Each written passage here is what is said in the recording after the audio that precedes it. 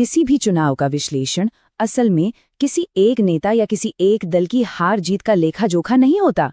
नहीं, ये एक कोशिश होती है उस व्यवस्था को, उन परिस्थितियों को समझने की जिसने उस जनादेश को आकार दिया।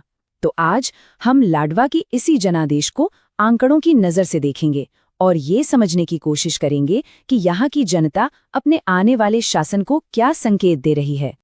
तो हमारी ये पड़ताल शुरू होती है हरियाणा की इस जमीन से, कुरुक्षेत्र जिले का लाडवा विधानसभा क्षेत्र। देखिए, ये सिर्फ एक नक्शा नहीं है, ये एक जीता जागता इलाका है। यहाँ लोग रहते हैं, उनकी अपनी जमीन है, अपनी आजीविका है और उनका हर एक दिन राजनीतिक फैसलों से सीधा सीधा प्रभावित होता है। चलिए अब इस नक्शे से आगे बढ़कर यहाँ के लोगों को समझते हैं, इस मिट्टी की आवाज को सुनते हैं, क्योंकि किसी भी जगह की जो असल कहानी होती है ना, वो उसके समाज में ही छिपी होती है। अगर हम लाडवा के सामाजिक ताने बाने पर नजर डालें तो यहाँ करीब 87% हिंदू और 8% सिख आबादी है। इसमें अनुसूचित जाति की जनसंख्या लगभग 17% है।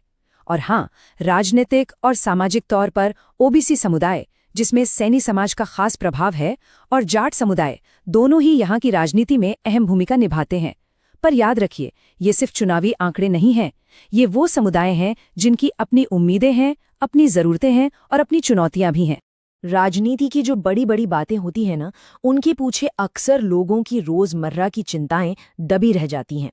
लाडवा में ये चिंताएं क्या हैं? रुकी हुई विकास परियोजनाएं, पानी की सप्लाई और उसकी खराब क्वालिटी का सालों पुराना मुद्दा, स्थानीय स्वास्थ्य सुविधाओं की बहुत बड़ी कमी, नौजवानों में बढ़ती बेरोजगारी और खेती किसानी से जुड़ी गहरी परेशानियां। सच तो ये है कि यही वो असली मुद्दे हैं जो यहाँ के लोगों की जिंदगी और उनके फैसलों को दिशा देते हैं। और यहीं पर एक बहुत बड़ा फासला साफ नजर आता है। एक तरफ हैं सरकारी घोषणाएं, 110 करोड़ रुपए की परियोजनाओं की बातें, और दूसरी तरफ है लोगों का रोज का अनुभव, टूटी सड़कें, गंदा पानी, अस्पतालों में सुविधाओं की कमी और नौकरियों का लंबा इंतजार। जब बयानों और हकीकत के बीच की ये खाई इतनी गहरी हो जाती है तो फिर व्यवस्था पर भरोसा कमजोर पड़ने लगता है। और शायद इसी भरोसे के संकट की जो सामूहिक अभिव्यक्ति है, वो हमें 2024 के जनादेश में देखने को मिली। तो चलिए अब सीधे नतीजों को समझते हैं। पहला और सबसे जरूरी आंकड़ा, 2024 के चुनाव में बीजेपी के उम्मीदवार नायब सिंह को 47.40% वोट मिले। ये एक बहुत मजबूत बहुमत की तरफ इशारा करता है। वहीं उनके जो मुख्य प्रतिद्वंदी थे, कांग्रेस के मेवा सिंह, उन्हें 36.55% वोट हासिल हुए। ये आंकड़ा हमें मुकाबले की पूरी तस्वीर साफ कर देता है। और आखिर में जीत का अंतर 16,054 वोटों का।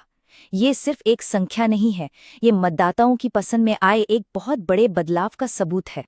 तो अब हम नतीजों के क्या से आगे बढ़कर क्यों पर आते हैं।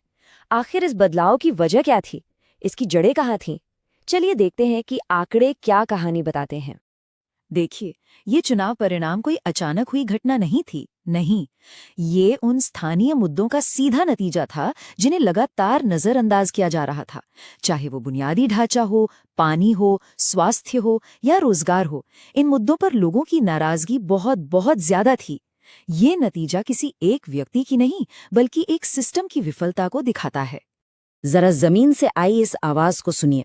सर्वे का ये अंश लोगों का दर्द हम तक सीधे पहुंचाता है। पुरानी स्थानीय शिकायतें हावी हैं। गांव वाले बाढ़ वाली सड़कों और गंदे पानी का जिक्र करते हैं। शहर में डायलिसिस तक की सुविधा नहीं है। कैंसर के मामले बढ़ गए हैं। खासकर बान गांव का जो जल संकट है, वो इसकी एक जीती जागती मिसाल है। ये सिर्फ शिकायतें नहीं हैं, ये लोगों की जिंदगी की कठोर सच्चाइयां हैं। हमारे संवैधानिक ढांचे का एक मूल सिद्धांत है कि शासन हर नागरिक की बुनियादी गरिमा को सुनिश्चित करे। जब लोगों को पीने का साफ पानी और इलाज जैसी मौलिक जरूरतें भी पूरी न हों, तो ये सिर्फ एक प्रशासनिक नाकामी नहीं होती, ये मानवीय गरिमा का अपमान है। और एक जिम्मेदार शासन का सबसे पहला कर्तव्य यही है। 2024 के नतीजों को और गहराई से समझने के लिए हमें थोड़ा पीछे चलना होगा। लाडवा के पिछले 15 सालों के राजनीतिक मिजाज को देखना होगा। ये जो टाइमलाइन है, ये लाडवा की राजनीतिक चेतना को दिखाती है। 2009 में आईएनएलडी, 2014 में बीजेपी, फिर 2019 में कांग्रेस और 2024 में वापस बीजेपी। ये बिल्कुल साफ है कि लाडवा किसी भी एक पार्टी की पारंपरिक सीट नहीं है। यहाँ के मतदाता किसी पार्टी से नहीं बल्कि अपने मुद्दों और काम से बंधे हैं और वो हर 5 साल में अपना फैसला सुनाते हैं। ये चार्ट देखिए, ये महज 5 सालों में आए एक बहुत बड़े उलटफेर को दिखाता है। 2019 में जहां कांग्रेस करीब 42% वोट लेकर जीती थी, वो 2024 में 36.5% पर आ गई। वहीं दूसरी तरफ बीजेपी, जो 2019 में लगभग 33% पर थी, वो 2024 में बढ़कर 47.4% पर पहुंच गई। सवाल फिर वही है, इतने कम समय में इतना बड़ा, इतना निर्णायक बदलाव क्यों हुआ? अच्छा, अब तक हमने समस्या का विश्लेषण किया।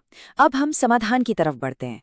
ये एक ऐसा खाका है, एक ऐसा ब्लूप्रिंट है जो किसी भी ऐसे नेता को रास्ता दिखा सकता है जो शासन को लेकर गंभीर है और जनता का भरोसा दोबारा जीतना चाहता है।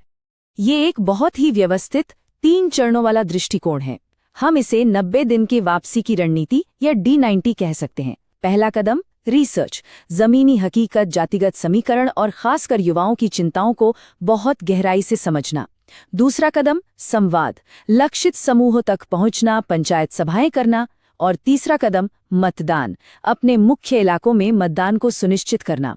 इसका सार बस इतना है, पहले सुनो फिर संगठित करो। आज के दौर में जमीनी रणनीति को डिजिटल माध्यमों से ताकत देना बहुत जरूरी है। स्थानीय मुद्दों के लिए हैशटैग का इस्तेमाल, जैसे हैशटैग वाटर पोल्यूशन, लोगों की शिकायतों के वीडियो शेयर करना और उम्मीदवार के साथ सीधे सवाल जवाब का सेशन रखना, ये तरीके आपके अभियान को पारदर्शी और जवाबदेह बनाते हैं। लेकिन डिजिटल अभियानों में एक नैतिक जिम्मेदारी भी आती है। भारत के डेटा गोपनीयता कानून के तहत एक सिद्धांत है जिसे उद्देश्य सीमा कहते हैं। इसका सीधा सा मतलब है कि जिस काम के लिए किसी नागरिक का डेटा लिया गया है, उसका इस्तेमाल बिना उनकी साफ सहमति के किसी और काम के लिए नहीं हो सकता। विश्वास बनाने के लिए इस सिद्धांत का पालन करना बेहद जरूरी है। आखिर में बात उस रिश्ते पर आकर टिकती है जो एक नेता और जनता के बीच होता है। ये रिश्ता एक जिम्मेदारी का अनुबंध है, एक कॉन्ट्रैक्ट जो भरोसे और काम की डिलीवरी पर टिका होता है। और यहीं पर एक सवाल जरूर सोचना चाहिए, क्या चुनाव सिर्फ बीते हुए 5 सालों पर दिया गया एक फैसला है, या ये आने वाले 5 सालों के लिए उम्मीद का एक निवेश भी है? इस सवाल का जवाब किसी भी लोकतंत्र की दिशा को तय करता है। लाडवा के आंकड़े हमें एक बहुत सीधा और साफ सबक देते हैं। जब शासन का अनुबंध टूटता है तो जनता एक नया अनुबंध तलाशती है। आगे का रास्ता खोखले वादों का नहीं है, बल्कि जमीन पर किए गए काम के सबूतों का है। लंबी सफलता चुनावी प्रबंधन से नहीं, बल्कि जमीनी शासन से ही मिलती है। यदि आप एक जन केंद्रित नेता बनना चाहते हैं और अपने निर्वाचन क्षेत्र का उत्थान करना चाहते हैं, तो संपर्क करें blueprintstrategies.ai पर, mgr@blueprintstrategies.ai पर या 080-4204-1602 पर कॉल करें।